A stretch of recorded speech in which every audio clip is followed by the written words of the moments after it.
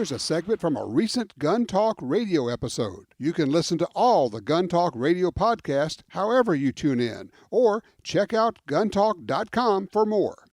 You know, we talk about self-defense with guns a lot, and everybody wants to know, what gun should I buy? Well, yes, we could talk about that. We could talk about training, but there are other things you need to be talking about. And joining us to talk about, well, a lot of different parts of that equation, Andrew Wright from SureFire. Hey, Andrew, how you doing, man? Doing very well. Thank you for having me. You bet. Okay, so obviously, I mean, you and I have done this a lot of times to talk about the whole idea of lights, because SureFire originally and basically is a light company, although you do a lot of other things. Really, I would say even invented the whole category of defensive lights. Wouldn't you agree? Definitely, yep. Okay, so first of all, the one thing I want to make sure we get out, because sometimes I forget to mention it, made in America.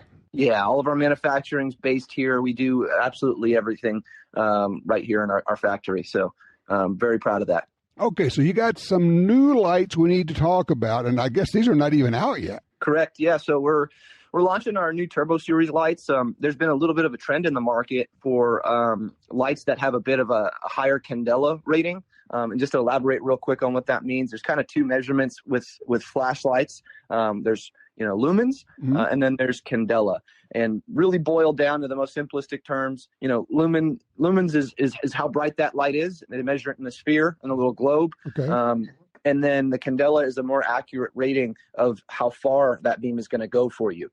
So just because you have 2,000 lumen lights, the beam patterns made by the reflector in that light can be drastically different. One can be created for a flood beam pattern that's very wide, and then one can be made to reach very, very far. So even though they're measuring the same lumens, their Candela ratings will be drastically different. And it's not that one is better than the other, because we've done the test when you have the wide beam, and so for some self-defense situations, a wide beam would be something you'd want to use, right? Yeah, so absolutely. It's the right tool for the right job. It's just like any other, a mechanic set of tools. It's all dependent on the application. And actually the majority of our weapon light beam patterns are somewhere in the middle, meaning they have a pretty good hot spot that gets you a decent amount of Candela, but they also have a good amount of surround flood or spill, so that you have some good situational awareness in those closer in environments, whether it's, a home or any other environment like that. But when you're sticking a light on something like an AR, a rifle of some sort, and you may be engaging at a little bit further distances, and frankly, some of the wide beam lights might be perfect on a handgun, but maybe not so much in that application. Is that kind of what we're talking about with the Turbo Series? Yeah, exactly. There's more and more of a precedence for further reaching beam patterns, definitely on long guns. Specifically in the law enforcement world, they've some success with the narrower, tighter beam patterns punching through tint a little bit better and vehicle stops and something like that. Okay. People that have big pieces of property where it's not uncommon to have several hundred yards of property, right, where you need to illuminate and see what's going on if there's some noises being made. There's a myriad of scenarios, but again, it's not the end all be all. It's just another option, another tool in the toolbox. We didn't really have that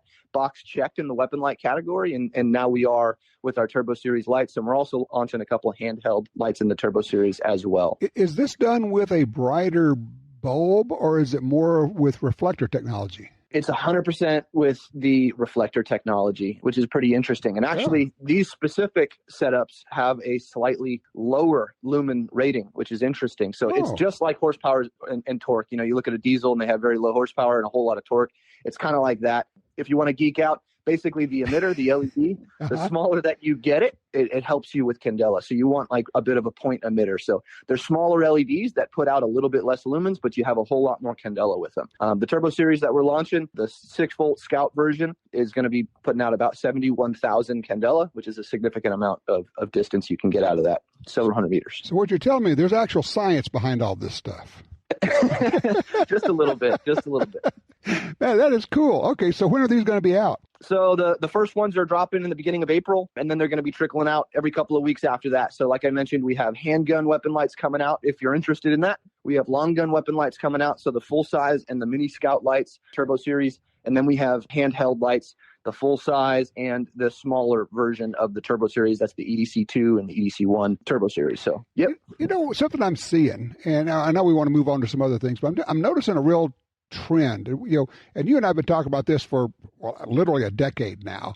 And I am seeing more and more people who have figured out and made the commitment, because that's really what it is, a commitment to have a light on their carry gun all the time. And now we have a lot of holsters that are set up for that. Yeah, it's phenomenal. I mean, it's just taken time. If you look kind of back in the day, it was just the kind of cutting edge, top of the line operators that had, red dot sights and flashlights. And it's eventually trickled down to the masses, which is good because it just makes everybody safer, makes everybody more capable, everybody better, more set up to make correct decisions in stressful situations. So it's a really good trend. Yeah, identify the threat, and is it a threat? In fact, that would be maybe the most important thing you ever did is figuring out it wasn't a threat. All right, so I know that you're about to head out to some competition stuff. We were talking about the value. I mean, yeah, there's competition's fun. Shooting matches is fun, but there's a value there that a lot of people may not really understand. Talk about that if you would.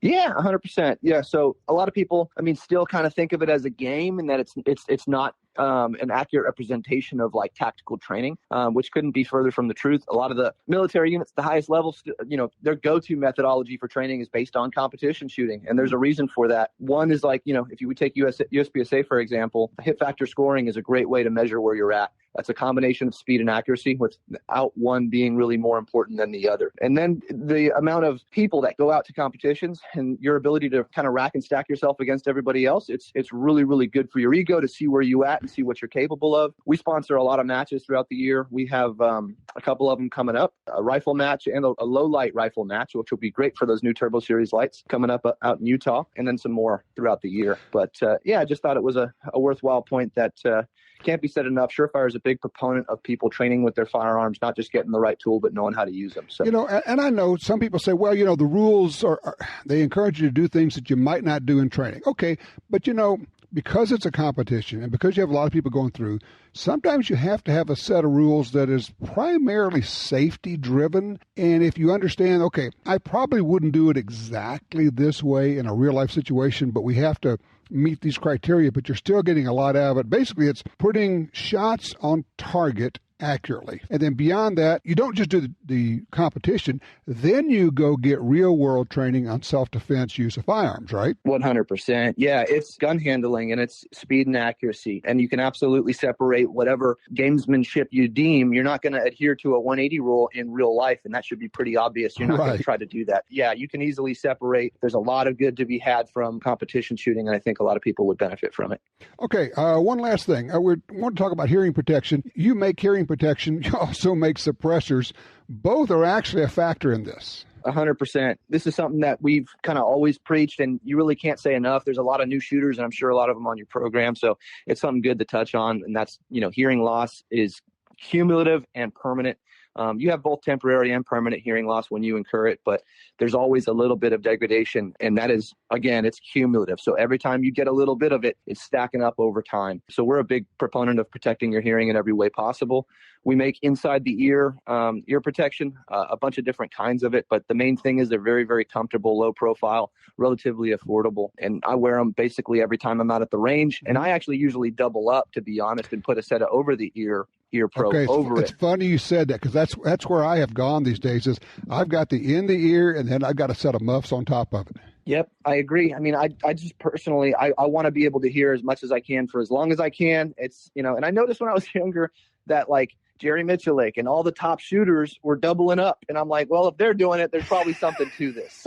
So, well, all you have to do is talk to if you ever knew anybody from the previous generation of competitive shooters, and they're all either hard of hearing or have literally lost their hearing. And you think, okay, I don't want to be like that when I get to be that age. And the way you take care of that is always wearing protection, even if you're not the shooter, if you're just at the range, but also the idea of doubling up. Particularly with our electronic muffs we have now, you can actually turn the volume up and you can hear range commands, you can hear other people. It adds to the safety factor, but you still get that increased protection. Absolutely. There's no detriment. There's no downside to it. And it's always better to be on the safe side. And then taking that one level further is suppressors should be on everyone's rifles, as long as we didn't have the NFA to kind of as a little bit of a hurdle. But honestly, suppressors are a great safety device for that reason as well, to protect hearing loss, especially if it's for a home defense gun, a hunting gun, something where you might not have time or, want to put on hearing protection. That's when a suppressor can be a huge advantage. There you go. Andrew, thank you so much for joining us here.